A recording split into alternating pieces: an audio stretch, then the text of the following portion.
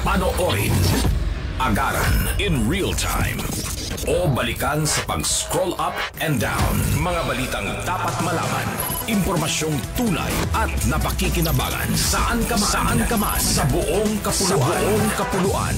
Bangon sa bagong sigla. Kababayan, kasama ang social media. Powered broadcaster ng bagong mamamayan. Tapat sa pag-uulat. Ito po ang Presidential Broadcast Service. Sa Kalbayog, Radyo Pilipinas, 882 AM. Radyo Pilipinas, Radyo Publiko. Radyo Pilipinas, Radyo Publiko.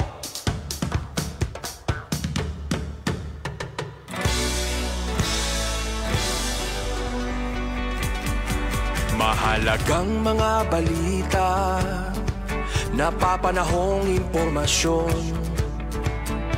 Kami ang inyong gabay pag may bagyo at sakuna. Serbisyo ng gobyerno kapag may nangangailangan. Mga proyekto ng Pangulo, damang-dama ang pagmamahal niya. Tulay ng mga hinaing, ang problema ng bayan ating lulutasin. Tulay sa himpapawid, tulay ng pagbabago. Radyo Pilipinas, Radyo Publiko ng bagong Pilipinas. Radyo Publiko, Radyo Pilipinas, Radyo Publiko ng bagong Pilipino. Mga proyekto ng Pangulo, damang-dama ang pagmamahal niya. Radyo Pilipinas, Radyo Publiko, ang boses ng Pangulo.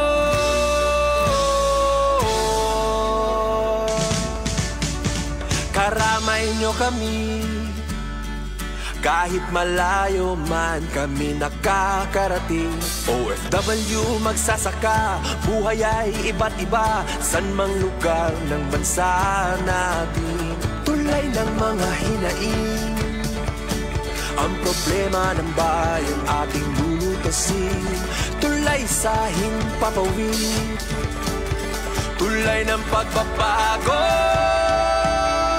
Radyo Pilipinas, Radyo Publiko ng bagong Pilipinas. Radyo Publiko, Radyo Pilipinas, Radyo Publiko ng bagong Pilipino. Mga proyekto ng Pangulo, damang-dama ang pagmamahal niya. Radyo Pilipinas, Radyo Publiko, ang boses ng Pangulo. Radyo Publiko, Radyo Pilipinas, Radyo Publiko, Radyo Pilipinas. Usapang Agrikultura, ang inyong source of daily agri-news. Talakayang siksik sa kaalaman, hatid ay impormasyon mula sa pamahalaan. Pagpapayaman sa ating mga likas na yaman para mas mapaunlad pa ang isa sa mga paunahing kabuhayan sa ating bayan. Usapang Agrikultura, dito lang sa Radyo Pilipinas.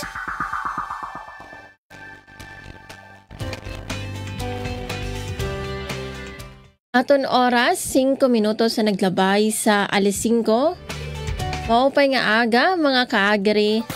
Adi nakatliwat, oras na liwat, san usa nga mahinungdanon ngan masagana nga aton nga di pag-irestoryahay sa aton paborito nga early morning agriculture program sa Usapang Agrikultura nga kundiin asya man god naton kompas nga naton kasugbong sa makabag-o nga pag-uma. Sa ngaran sa naton acting station manager, Hinaro Navilon, ako ni mga kaupod yan nga Martes Suzette Pretensio. Ngan kaupod liwat naton sa Master Control, Sera Joven Cardenas, ngan si Kuya Israel Taro. Din naliwat kami niyo susunod sa ka oras, tika ng alas 5 hangtod alas 6 aga, para maghatag sa iyo san mga istorya san pagkamanilang puson, impormasyon, ngan mga practical nga tips sa sektor san agrikultura.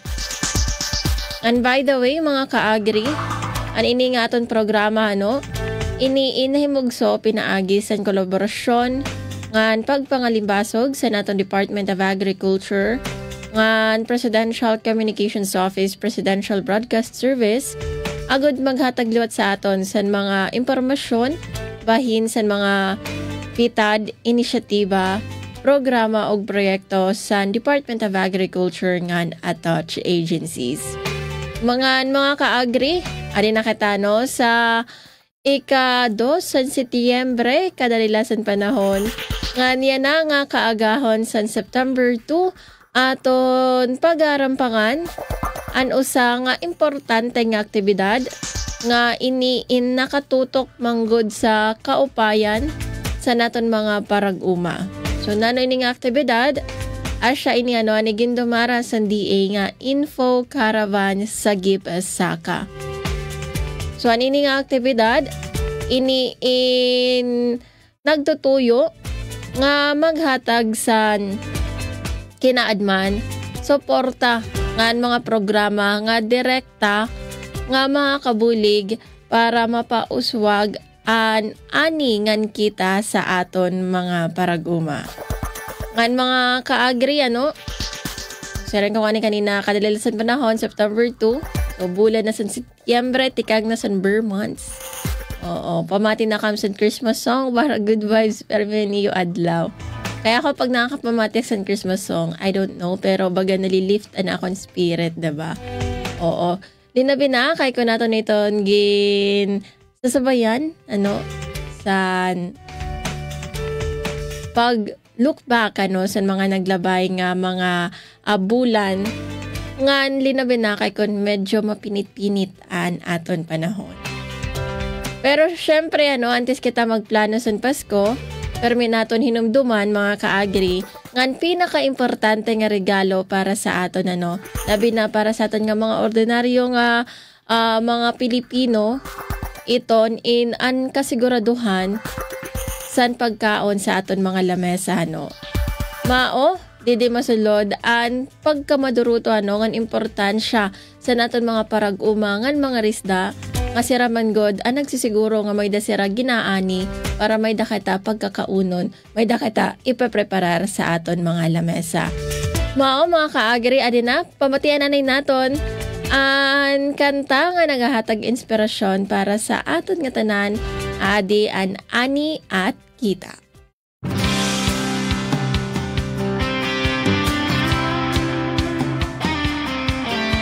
Ito ng bagong pananaw sa produksyon, malakas ang kooperasyon. Katuwang ng mga magsasaka, pamahalaan at pribadong sektor. Dadagdagan ang kaalaman sa kabuhayan. Sa negosyo, pahuhusayin ang kakayahan. Angkop at bagong teknolohiya, subsidyo, patubig at infrastruktura. Siguradong pagkain sa buong bansa. Masaganang ani, mataas na kita. Maulag na buhay ng mga magsasaka at mga mangingisda. Siguradong pagkain sa buong bansa. Masaganang ani, mataas na kita. Maulag na buhay ng mga magsasaka at mga mangingisda. Siguradong pagkain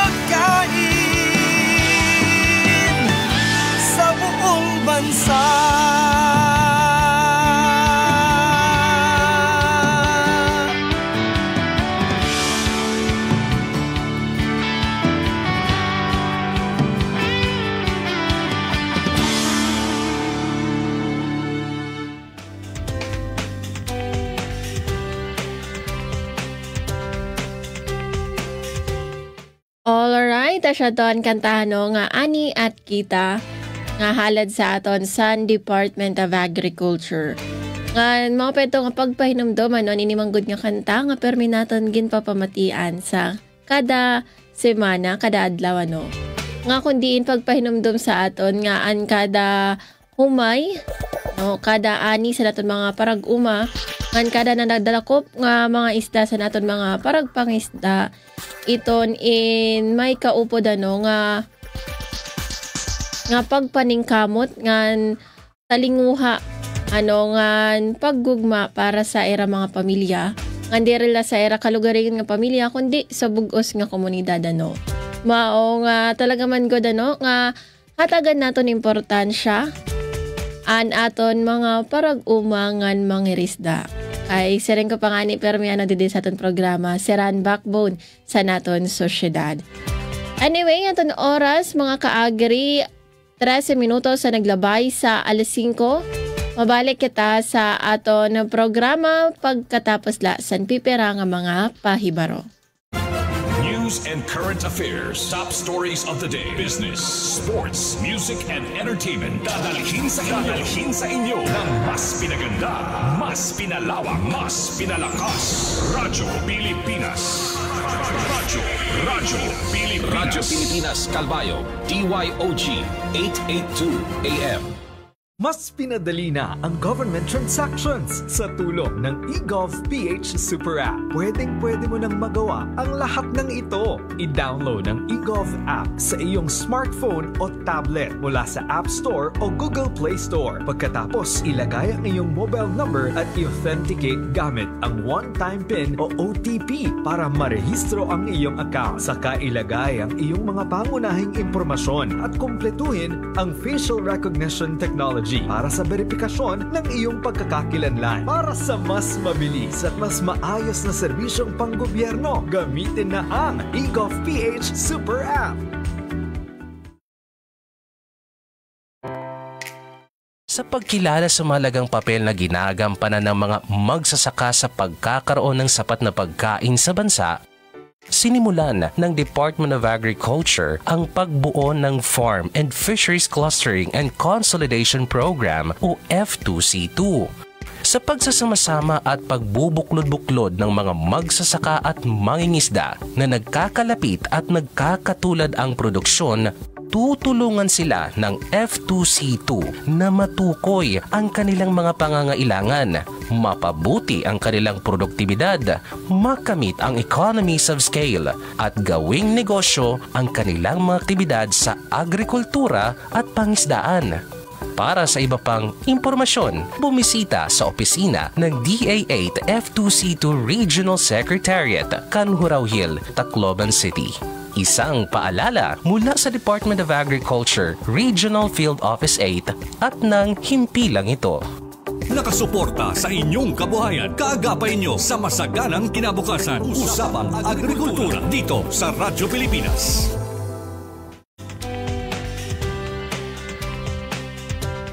Aton oras, 16 minutos sa naglabay sa 5:00. Kamoin padayon nga namamati sa aton kompas sa makabago nga paguma sa usapang agrikultura dinhila sa aton estasyon.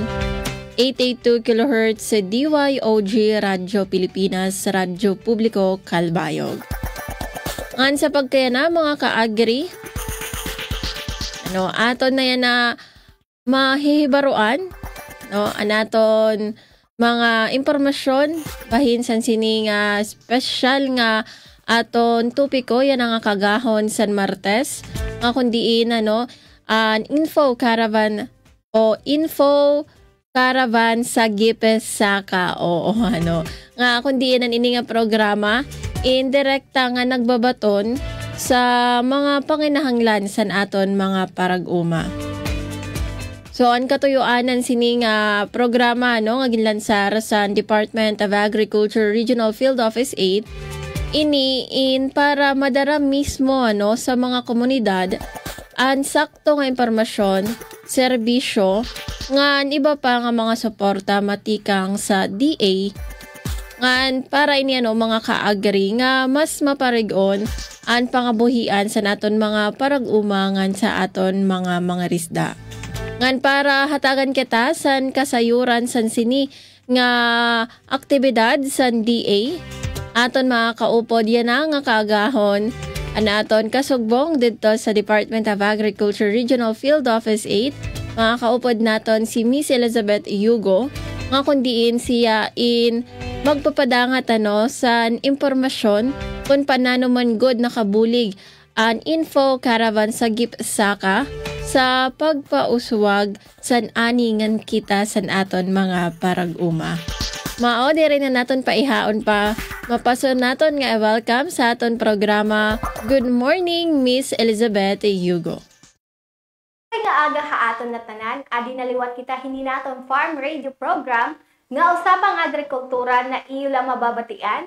Dinhi taton istasyon ha Radyo Pilipinas nga da sugod Southern Leyte, ngan sugad gihapon ha Borongan City, Eastern Samar, nga naada gihapon ha Calbayog City, Samar. So inauton tano iton aton mga manmarate ha pagkayana isugdan niyo ako ha sa kubiton o sa ka oras para maghatag kayohin mga updates, bahin hiton mga interventions or mga programa nga diha Department of Agriculture. Siyempre, nahimugso manggod na atong programa nga sa pang-agrikultura is para magpasamwa kami hiton mga impormasyon bahin hiton aton mga programa nga niya Department of Agriculture. Importante manggod nga iton aton mga parag-uma is maaram kung ano iton mga interventions or mga ayuda na amon ipinanhahatag para haira ngan para gihapon mapadali iton kinabuhihan aton mga parag-uma. Ngan sugad gihapon hiton ira gihapon pag-uuma. So before kita mag-start hini na atong programa, syempre diri naton hingangalimtan itong pag-greet hin good morning ngadtohan aton Regional Executive Director nga Sir Andrew Rodolfo T. Orais. Kaupod niya naton duduha nga Assistant Regional Director nga Sir Larry Sultan nga sugad gihapon kan Ma'am Jeneline Almeria. Ada gihapon na naton mga Division Chief nga niya Department of Agriculture and aton mga colleagues, labi na ang mga taga-Rapis, good morning po ha iyo. Yan syempre ang aton mga attached agency na ada, padayon itong pagbulig ha aton ha Department of Agriculture para mabuligan naton ang aton mga parag-umangan sugad gihapon ha naton mga propangisda. Ngan again, ini naton programa inamhimugso para ha iyo, han aton mga parag-uma ngan sugad gihapon han aton mga purpangisda. Good morning po ha iyo. So yan natitikangan naton iton aton paghatag hin mga impormasyon. Kay maaram kita iton aton iba nga mga parag-umais dire pa mag-aram kung ano iton mga programa nga diha Department of Agriculture na makakabulig ha ira. Which is han mga nakalabay nga adlaw ay han last week. Actually, is nakadto kami ha Southern Leyte, ha Maasin City, kundi nagdumara kami han information caravan and kuan hini an nag-spearhead is ang taga Central Office. So nakadto ang taga Regional Office sa Department of Agriculture nga nag-presente gihapon han nasabi nga activities an aton ibang mga attached agencies. So, ditohan aton information caravan damo an ira mga iginpasamwak nga mga impormasyon bahin hiton mga programa nga makakabulig ngadto hiton aton parag-uma. Which is usan na ini an aton tinatawag nga sagip-saka. So, ano ba itong sagip-saka? So, actually, dito lagi hapon ako nahibaro about hinina aton sagip-saka. Pero adi may naton recorded or canned presentation na ipapabati nga to hiton aton mga manmarati about hinina sa Gipsaka. Pwede gihapon niyo makitaan actually nga diha ato ha Facebook Live hiton Radyo Pilipinas para makita niyo kay ipla-flash gihapon nga to iton mga requirements kung paano kita makakatagamtam hinina sa Gipsaka. So, adi ang presentation ni Engineer Lars Lery Panganiban. Pamatian naton. Andito po ako para talakayin ang overview po ng Sagip-Saka Act. Ang title po ng aking presentation ay Sagip Saka Act in Action. Dahil nandito po tayo para bigyan kayo ng kaalaman, hindi lang po kaalaman, pati na aksyon kung ano po ba ang layunin ng batas na ito. Mabilis lang po na overview po. Ito po yung timeline ng Sagip Saka Act. Ang Sagip Saka po ay, ulitin ko po, isa siyang batas under Republic Act number 11321. So medyo mahaba po yung pangalan niya. This is an act instituting the Farmers and Fisherfolk Enterprise Development Program of the Department of Agriculture. Pero para mas maalala po ng karamihan, Sagip Saka po ang in short, Sagip Saka Act. Noong April 17, 2019 po, ito ay naisa batas. And noong October 30 po, under ng Department of Agriculture, yung IRR po ay na-publish and nag-took effect. So bakit natin dapat ipatipad itong batas? Mamaya po malalaman natin yung kasagutan. Pero dapat natin ipatupad itong batas dahil sa ngayon po, ito pa po ang mga kakulangan na patuloy pong nararanasan po ninyong mga magsasaka at mangingisda. Walang sapat na access pa rin po ang mga magsasaka at mangingisda sa mga sumusunod. Una, sa merkado. Pangalawa, sa pautang or credit. Kasama na po doon yung insurance. Kasama rin po dito yung mga post-harvest facilities, pasilidad at infrastruktura. Gayon din po, kahit patuloy na nagbibigay ang Department of Agriculture ng mga interventions po through the banner programs, meron pa rin pong kakulangan ang mga magsasaka at mangingisda sa kaalaman gaya ng limitasyon sa pagsasanay at pag-unlad at mga limitadong oportunidad sa mga training. Kaya po ang pangalan ng batas ay Farmers and Fisherfolk Enterprise Development Program para hindi lamang po kayo mabigyan ng mga interventions. Pati po mabigyan po kayo ng sapat na training na kailangan nyo po para po magamit po ninyo yung mga interventions na binibigay po ng kagawaran sa inyo. Ito po, gusto ko lang pong i-highlight yung sinasabi ni Secretary Francisco Chu Laurel here during the Senate briefing. Ito na ang panahon para baguhin ang kwento at buhay ng mga Pilipino sa bukid at karagatan. Dahil ang layunin ng batas na ito ay matulungan ang mga magsasaka at mangingisda na maabot ang kanilang buong potensyal, gawing mga negosyante at sa gayon ay mapabuti ang kanilang pamumuhay. So hindi lamang po kayo mananatili sa production side, papasok na po kayo sa next parts ng value chain. So, kung may mga nagpa-process na po dito or may nagko-consolidate na ng kanya-kanya mga produkto, better po. Dahil ang sinusulong nga po ng batas is hindi lamang po kayo manatili doon sa producer na level. So, iangat po kayo ng batas nang sa gayon ay mapabuti po ang inyong pamumuhay. Ito po yung Sagip Saka Act. Again, ulitin ko po, RA 11321. Tinatag po na nga yung Farmers and Fisherfolk Enterprise Development Program. Ano-ano po ba yung mga outcome? Under po ng batas, mas mataas na ani at kita sa pamamagitan ng mas mahusay na kaalaman sa pamamahala ng negosyo. Pangalawa, mataas na kita ng kanilang negosyo sa pamamagitan ng mas malawak na access sa pamilihan at pagpapaunlad ng mga produkto. At pangatlo, mas umunlad at mas mataas na antas ng inyong negosyo. Ang impact po nito kapag na-achieve po natin ang tatlong ito na outcomes, of course, ma-achieve po natin yung sustainable modern agriculture at food security. Doon din po makikita natin na ang magiging impact po is of course, ma-ensure na sustainable po ang agri and fishery enterprises. Gayon din po, ma-expand po yung economic opportunities ng kada grupo. Ano po ba ang mga benepisyo ng Sagip Saka Act sa inyo? Una po, maabot ang buong potensyal bilang mga agripreneur na pangmatagalan ang kabuhayan. Pangalawa, direktang makapagbenta sa pamahalaan. Mamaya po, i-elaborate ko kung ano po bang tinutukoy ng pangalawa nating punto. Pangatlo, ganap na makinabang sa kadiwa ng Pangulo. Pang-apat, mas mapahusay ang ani at kasanayan sa pagnenegosyo ng mga magsasaka at mangingisda. 5, karapatan sa mga insentibo at exemption sa buwis. Meron na pong issuance yung BIR, yung Revenue Regulations number 19-2021. Mas mababawasan din po ang hindi patas na presyohan mula sa middleman.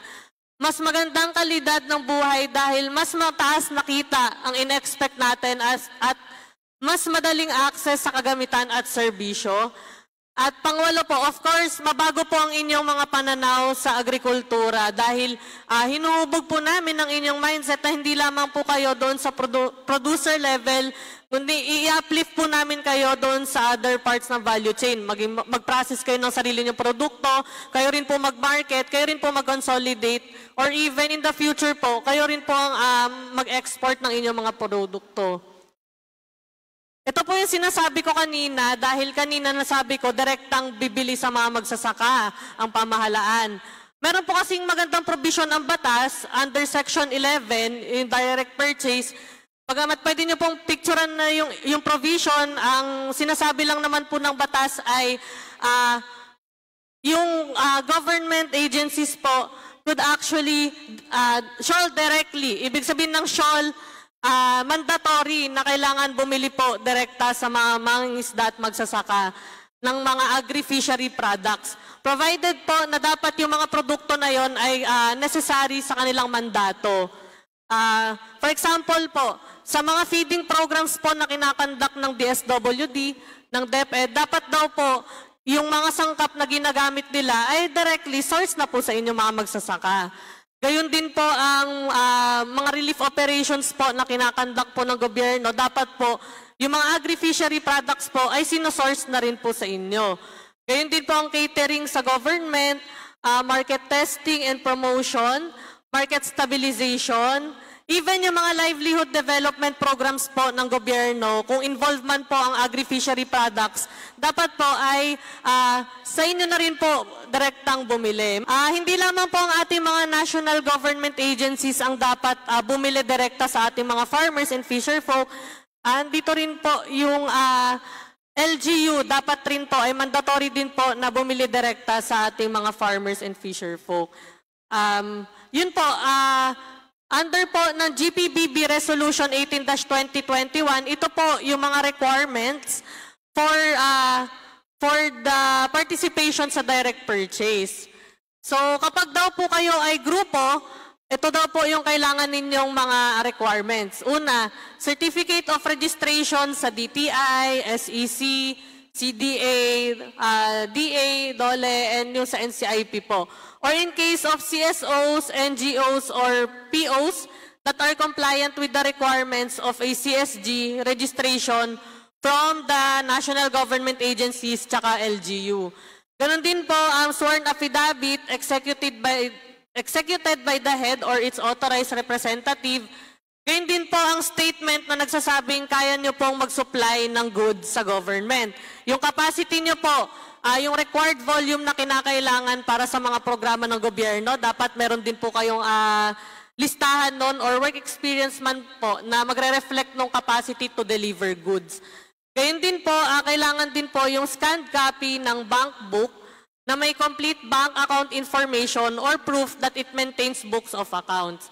Kapag naman po ay nag-participate na kayo sa negotiated procurement through community participation, for the past 2 years, kailangan nyo daw po ng income tax return and ang audited financial statement. Ito po ay, again, applicable po sa mga grupo or asosasyon or kooperatiba na gustong makilahok doon sa direct purchase.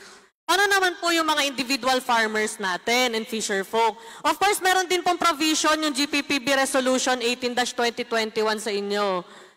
Ito lang po yung requirements. Kapag po individual kayo, formal written lang po or bid nung inyong produkto and then or nang produce po ninyo and then yung RSBSA lang po or FishR.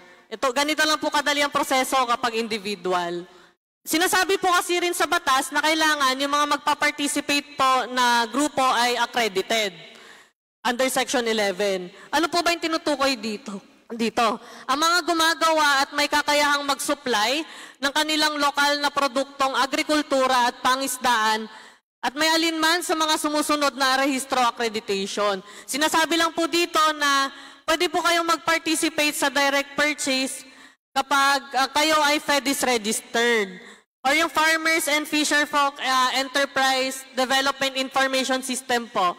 Ang mga sumusunod po ay maaari na pong gamitin ninyo na supporting document para po makapag-participate tayo sa Section 11. So kung kayo daw po ay CSO or RSBSA or FishR, FishR registered, or kapag coconut farmer naman po sa National Coconut Registry System ng PCA, and or any registration or accreditation ng any other DA-approved registry or accreditation system. Yun nga lang po, dapat after 1 year, ma-register na po kayo sa FEDIS. So yun po yung allowance ninyo. Ano po? Ang pinaka-requirement po ay dapat po FEDIS registered kayo. Ano po ba yung FEDIS? Ayan. So bali, ito po ang iba pang tampok ng batas. Ito po yung sinasabi ko na Farmers and Fisherfolk Enterprise Development Information System. Napakahaba po. So FEDIS na lang.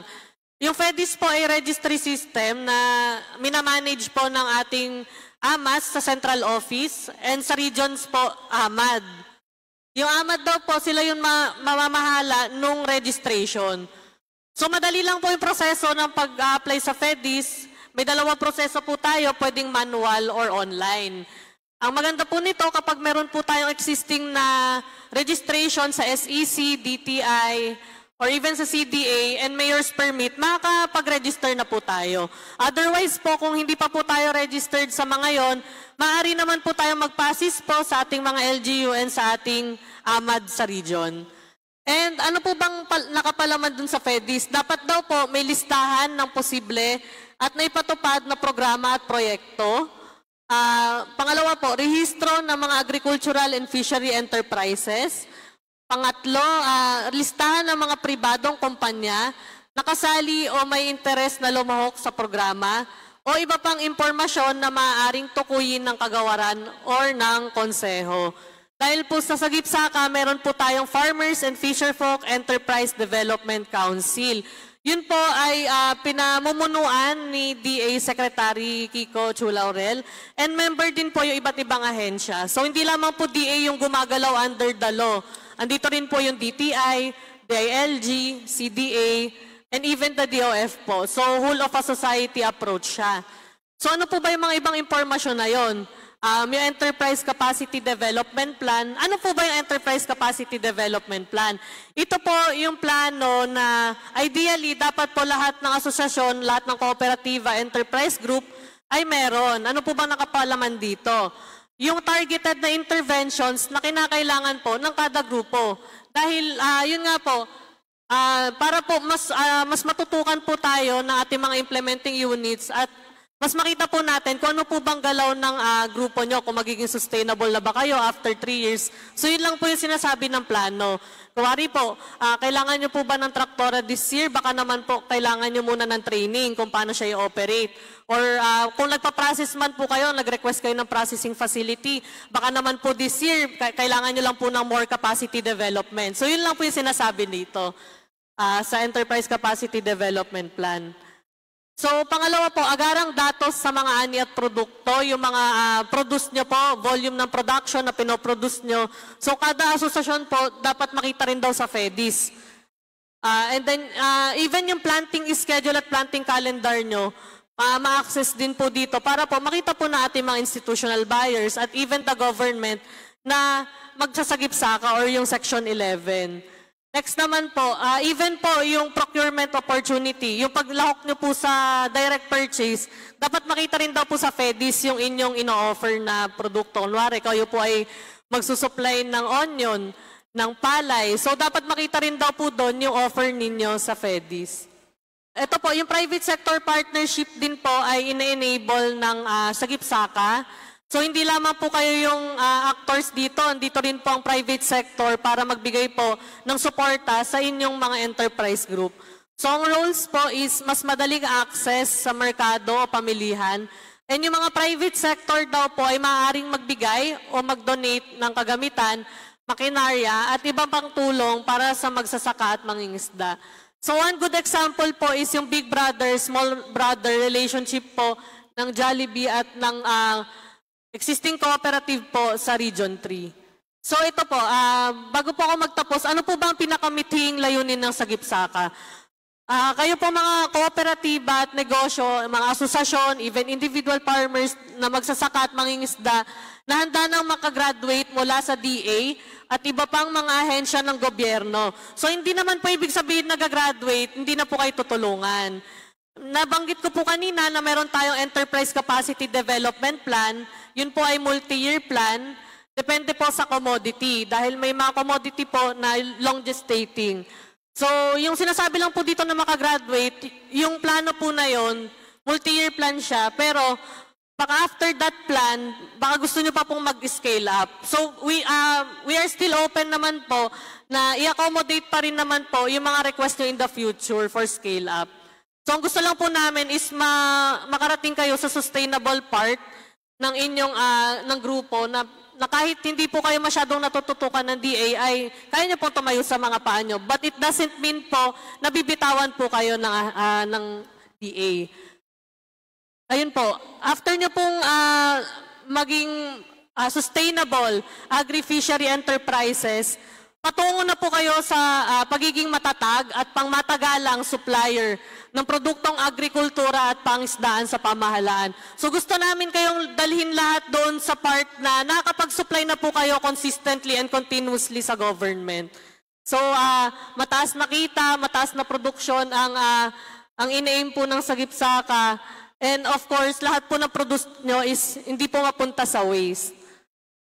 Dahil kayo nga po yung isa po sa mga drivers ng ating ekonomiya and even po sa food security.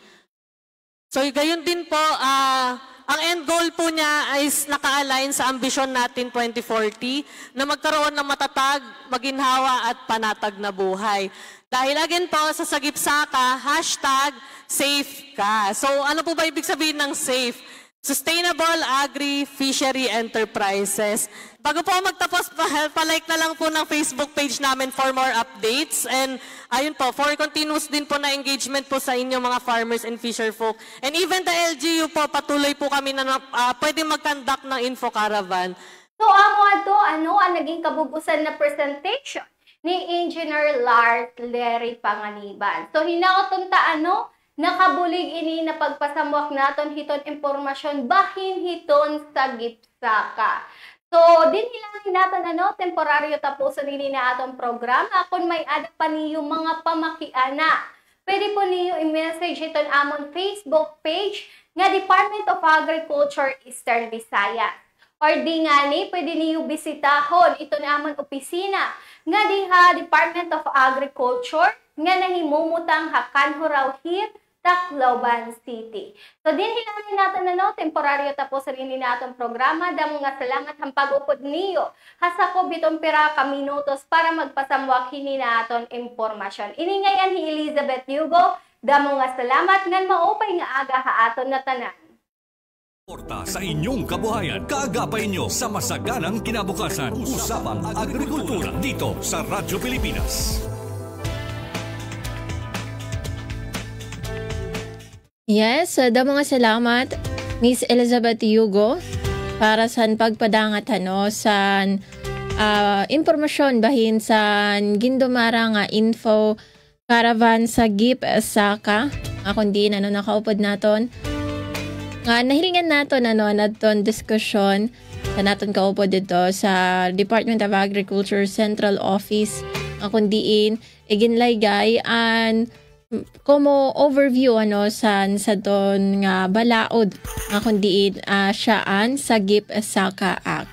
So siyaan kapayan san sini nga info caravan kay dire ladto basta caravan o pagkatitirok sa mga parag-uma kundi konektado adto sa adto nga balaod Sagip Saka Act nga kundiin ini nga balaod siyaan nagduduso nga mas magin marig-on an sumpayan sabot nga sa naton mga parag-uma, mga gobyerno lokal, pribado nga sektor, ngan mismo sa naton mga mamaralit.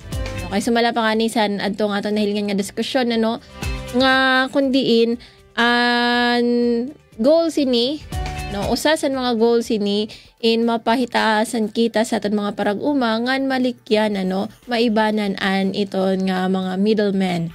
So para an aton mga parag-uma ano direkta sira nga ma-connect sa merkado ngan mas dako an era mahibabalik ano mas dako an era makikita. Ngan karayog singon sini mga kaagri ano nga direla impormasyon an darasan caravan kundi oportunidad liwat adto para mas madali nga mabaligya an ani sa naton mga parag-uma. Nga kundiin mas madali liwat sira mga kabiling san merkado pinaagi san mekanismo nga ginbutang san aton Department of Agriculture ano natong FADIS nga kundiin may ada na impormasyon bahin san mga produce ano mga produkto sa aton mga parag-uma merkado nga pwede nira matap up ano ngan adto liwat an bulig san pribado nga sektor nga kundiin pwede sira in magdonar ano san mga ekipahes para sa aton mga parag-uma. Ngan lain sa nga tanan ano an ining caravan in masisiguro ano nga may adasan kita ngan suporta anaton parag-uma nga nakakarawat direla matikang sa DA kundi sa bugos nga komunidad ano mapapribado o pampubliko man nga sektor.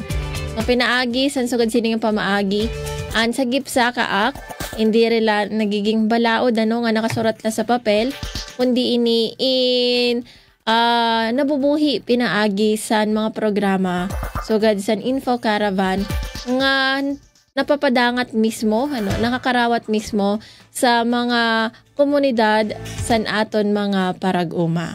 So hinaton ta nga mas damo pa an mahimo ano nga info caravan dito sa rehiyon ngan ini inumabot liwat dito sa aton probinsya no dito sa aton hinigugma nga probinsya sa Samar. So once again mga salamat sa DA nga aton nakaupod ano aton kasugbong tikang sa Department of Agriculture Regional Field Office 8 mga salamat kan Miss Elizabeth Yugo. Anton oras 45 minutos sa naglabay sa alas 5. Mabalik kita sa aton programa pagkatapos lasan pipira nga mga pahinumdom. News and current affairs, top stories of the day, business, sports, music and entertainment. Dadalhin sa inyo ng mas pinaganda, mas pinalawak, mas pinalakas. Radyo Pilipinas. Radyo Pilipinas Calbayo, DYOG 882 AM. Itinuloy na po natin ang zero balance billing. Libre po. Ibig sabihin, ang serbisyo sa basic accommodation sa ating mga DOH na ospital, wala nang babayaran ang pasyente. Ang dami pong challenge, hindi po namin alam kung saan namin kukunin, ganon, nag-iisip kung paano namin mababayaran. Siyempre po, masayang-masaya, super saya po dahil na zero billing po kami. Opo, malaking ano po talaga, malaking tulong po. Mabilis lang din po. Bayad na ang bill ninyo. Uulitin ko, wala nang kailangan bayaran ng pasyente basta sa DOH Hospital dahil bayad na po ang bill ninyo. Naiyak ako kasi sobrang saya. Maraming salamat po, Mr. President Bongbong Marcos Jr. Hindi kami nagkamali ng taong ihinalal. Bagong Pilipinas para sa bawat Pilipino. Bagong Pilipinas is a master plan for genuine development that benefits of all our people. It is a call for transformation. The transformation of our idea of being a Filipino and the transformation of our economy, of governance, of society. Hindi puro salita, pamahalaan ay magsisilbing halimbawa. Sa Bagong Pilipinas, ang pagbabago ay nagsisimula sa pamahalaan. Pagsiserbisyo sa publiko, tapat, mapagkakatiwalaan at dekalidad. Huwag nating pahirapan ang taong bayan. Bagkus, suklian ang kanilang tiwala ng magalang na panunungkulan. Sa nagkakaisang gobyerno at mamamayan, malinaw ang payapa at maunlad na bukas. Sa bagong Pilipinas, may pag-asa ang lahat. Ang pag-asa ng bayan ay nasa ating lahat. Isang mensahe mula sa Presidential Broadcast Service at Radyo Pilipinas. Time to celebrate kulturang Pinoy. Tradisyon, musika, sining, literatura at iba pa. Anything and everything fun and Filipino. Ito ang Pinoy Kultura. Flight PR 1043, now boarding. Hey, that's us! Vacation, here we go! Always love flying the first and oldest commercial airline in Asia, our very own flag carrier, Philippine Airlines. Dreaming of love while cruising at high altitudes. Did you know this track was specifically made for Philippine Airlines back in the 70s? Composed by Jose Marichan and arranged by Ryan Cayabyab. Closer to heaven with 30,000 feet. Brings back good old memories, at the same time, creating new ones with the new generation. Oo, ang ganda pa naman ng kanta. Leave all your worries as we soar over the clouds. I don't know about you, but I always feel a sense of pride every time I see our flag carrier on airports or up flying high in the sky. They'll be shooting stars through time and space. Yan ang Pinoy Kultura because our culture is cool.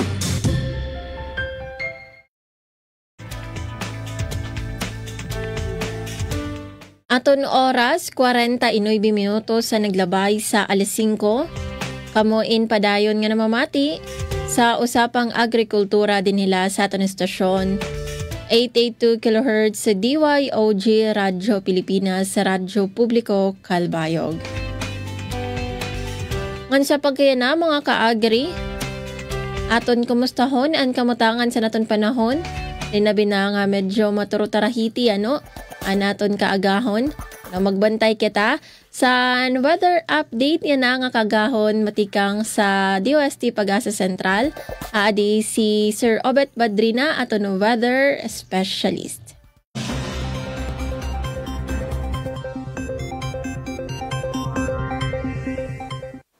Magandang umaga po sa inyong lahat at live mula dito sa Pag-asa Weather Forecasting Center. Narito na nga lagay ng ating panahon ngayong araw ng Martes, September 2, 2025.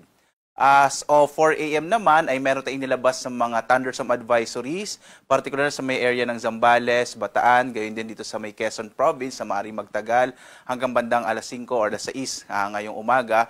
Habang may heavy rainfall warning naman po na in-issue ang Pag-asa, particular dito sa may area naman ng Occidental Mindoro at maging sa may Kalayaan Islands. Maaari pong magtagal ito hanggang mga bandang alas 7 ng umaga. Muli po para sa latest update sa mga iba't ibang mga thunderstorm advisories, heavy rainfall information at mga general flood advisories sa buong bansa. Bumisita po tayo dito sa panahon.gov.ph. Makikita po natin yung mga pinaka-latest na mga updates po at almost in real time yung ating mga information na inilalabas sa buong kapuluan.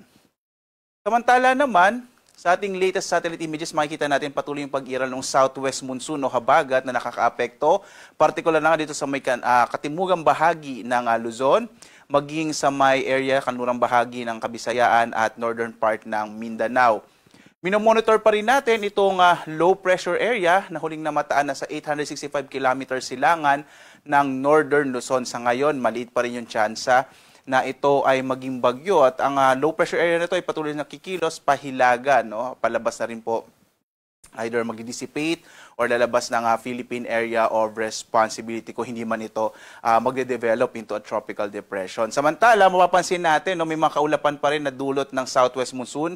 Ngayong araw, medyo maulap pa rin yung kalangitan, bagamat inaasa natin mababawasan na yung mga pag-ulan, particular na sa malaking bahagi ng northern and central Luzon, maging sa Calabarzon, Mimaropa at gayon din dito sa may area ng Metro Manila. Samantala, inaasahan din natin ang maulap na kalangitan sa may western section ng Kabisayaan. Habang ang nilalabing bahagi nating bansa, makita nyo po dito sa Mindanao, halos walang kaulapan. Inaasahan natin generally fair weather sa nilalabing bahagi nating bansa, pero posible pa rin po yung mga localized thunderstorms sa hapon hanggang sa gabi. At yung intensity po nito, pwedeng mga light to moderate at times heavy rains. Bagamat hindi naman natin inaasa magtatagal, yung mga localized thunderstorms. So as of 5 a.m., may nilabas pa rin po tayo na weather advisory. So ito po yung posibleng malalakas sa mga pag-ulan pa rin, 50 to 100 millimeters sa mga pag-ulan. Partikular na nga sa bahagi ng Palawan, dulot yan ng southwest monsoon o habagat, at sa Aurora, dulot ng trough o mga kaulapan na dala ng low pressure area. So posible pa rin po yung mga malalakas sa mga pag-ulan sa Palawan at Aurora ngayong araw ng Martes. Samantala, inaasahan natin malaki pa rin tsansa ng maulap na kalangitan na may mga pag-ulan na mararanasan, partikular na sa may rehiyon ng Cagayan, maging dito sa may Central Luzon, mga lalawigan ng Ifugao at gayon din yung Benguet. Inaasahan din natin medyo maulap yung kalangitan, bagamat mababawasan na nga yung mga pag-ulan dito sa may Metro Manila, gayon din sa Calabarzon, Mimaropa at sa mga lalawigan ng Camarines Norte at Camarines Sur. Sa nalabing bahagi naman ng Luzon, partikular na nga dito sa may Northern Luzon, Ilocos Region, nalabing bahagi ng Cordillera, at nalabing bahagi ng Bicol Region, generally fair weather, pero posible pa rin yung mga isolated rain showers and thunderstorms sa hapon hanggang sa gabi. Agwat nga ng temperatura sa Lawag, 25 to 31 degrees Celsius, sa Baguio hanggang 23 degrees Celsius. Inaasahan naman natin 25 to 32 degrees Celsius sa Tuguegarao, sa Metro Manila 24 to 30 degrees Celsius, sa Tagaytay 21 to 29 degrees Celsius, habang sa Legazpi nasa 25 to 30 degrees Celsius. Dito naman sa Palawan, Visayas at Mindanao, dadulot nga po ng habagat, inaasahan natin ang mga tsansa ng mga pag-ulan hanggang malalakas sa mga pag-ulan sa bahagi ng Palawan. Agwat ang temperatura sa Calayan Islands 24 to 30 degrees Celsius, sa Puerto Princesa naman 24 to 31 degrees Celsius. Inaasahan din natin ang maulap na kalangitan sa bahagi ng Western Visayas, epekto ng hanging habagat, habang nilalabing bahagi ng Kabisayaan, mga localized thunderstorms sa mararanasan sa hapon hanggang sa gabi. Agwat ang temperatura sa Iloilo, 24 to 31 degrees Celsius, sa Cebu naman 25 to 31 degrees Celsius, habang sa Tacloban nasa 26 to 32 degrees Celsius. Sa Mindanao, inaasahan natin, wala po masyadong mga kaulapan tayong namataan sa kasalukuyan, kaya inaasahan natin generally fair weather sa malaking bahagi ng Mindanao, pero posible yung mga pulupulong pag-ulan, pagkulog sa hapon hanggang sa gabi. Agwat ang temperatura natin sa Zamboanga, 24 to 32 degrees Celsius, sa Cagayan de Oro, 24 to 31 degrees Celsius, habang sa Davao, 25 to 32 degrees Celsius. Sa lagay naman ng ating karagatan, wala po tayong nakataas na anumang gale warnings, anumang bahagi nating bansa. Banayad hanggang sa katamtaman yung inaasa natin magiging lagay ng pag-alon ng ating mga baybayin po. Subalit mag-ingat pa rin, lalong-lalo na yung mga malilitang mga bangka. Kapag may mga thunderstorms, kung minsan nagpapalakas siya ng alon ng karagatan. Narito naman ating inaasa magiging lagay ng panahon sa mga sunod na araw hanggang bandang weekend po. So, kagaya nung binanggit ko kanina, yung low pressure area, malit pa rin yung tsansa na ito ay maging bagyo at kikilos pa rin ito pahilaga. Bukas, inaasahan pa rin natin na medyo maulap na kalangitan, na may mga kalat-kalatang mga pag-ulan sa may bahagi ng Cagayan Valley, Central Luzon. Posible po medyo sa Metro Manila, medyo maulap pa rin, gayon sa Calabarzon at Mimaropa. Pagdating ng araw ng Huwebes, mababawasan na po yung mga inaasahan nating maulan na panahon. Generally po ay mga cloudy skies or maulap na kalangitan na may mga pag-ulan ang maranasan dito sa may Cordillera, kasama yung Central Luzon, ilang bahagi ng Calabarzon, Mimaropa at Metro Manila. Pagdating po ng araw ng Biyernes hanggang towards the weekend, in-expect natin yung mga pag-ulan or malaking tsansa ng maulap na kalangitan ay concentrated na sa may bahagi ng Ilocos Region, Cordillera, Central Luzon at gayon din sa Palawan. Yan po ay epekto ng hanging habagat. So inaasa natin magpapatuloy pa rin yung epekto ng hanging habagat, particular na nga sa may area, sa kanurang bahagi ng Luzon, kasama na yung Northern and Central Luzon. Sa nalalabing bahagi natin bansa towards the weekend, Visayas at Mindanao, inaasahan natin generally po fair weather. Again, pwede pa rin naman itong magbago at mag-update po ang Pag-asa kung ano man pagbabago ang inaasahan natin sa lagay na ating panahon. Samantala naman, ang ating araw ay sisikat mamayang 5:44 na umaga tulubog, ganap na 6:07 ng gabi. At sundan pa rin tayo sa ating iba't ibang mga social media platforms sa X, Facebook at YouTube at sa ating dalawang websites, pag-asa.gov.ph at sa panahon.gov.ph para sa mga latest updates, lalong-lalo na yung mga thunderstorm advisories, rainfall information, general flood advisories, at iba pang mga impormasyon sa lagay ng ating panahon. At live na nagbibigay update mula dito sa Pag-asa Weather Forecasting Center. Ako naman si Obet Badrina. Maghanda po tayo lagi para sa ligtas na Pilipinas. Maraming salamat po. Have a blessed Tuesday sa inyong lahat.